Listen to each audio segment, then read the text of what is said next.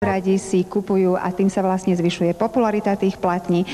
A je to isté kritérium popularity, keď vidíme, aká je predajnosť tých, ktorých nosičov.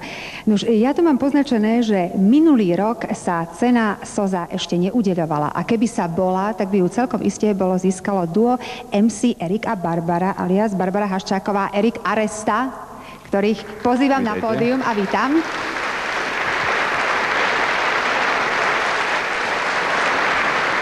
Dobrý večer. Dobrý večer. Dobrý večer.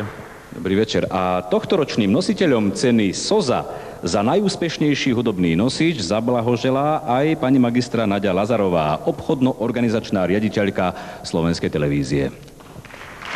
Vítajte. Dobrý večer. Dobrý večer. Nech sa páči, máte slovo. Takže dnešným víťazom tohto ročníka sa stáva Pavol Habera.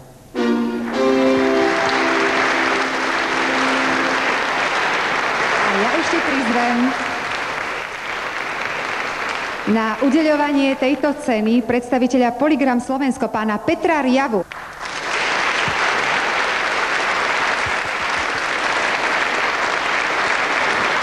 Aby som za firmu Polygram povedal, že som nesmierne šťastný, že sme dostali takéto ocenenie, teda Palo Habera, ktorého si veľmi vážim. A možno zaujímavosťou je, že cenu práve vyhlásili MC Erik a Barbara, ktorí sú takisto našimi interpretmi a tento moment je pre mňa akýmsi zadozučinením za tie roky práce, takže vážim si to a ďakujem vám. Ďakujem veľmi pekne.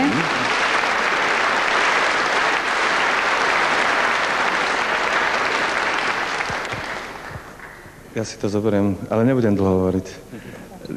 Album Svet lásku ma dostalo veľa cien už minulý rok, ale myslím, že táto je pre nás najdôležitejšia. Nebudem spomínať žiadnych producentov dnes ani sponzorov, ktorí sa podielali na tom albume, pretože toho poslucháča je naozaj veľmi ťažko presvedčiť, aby si platňu kúpil a buď je tá platňa dobrá podľa neho, alebo zlá. Nepomôže žiadna reklama podľa mňa.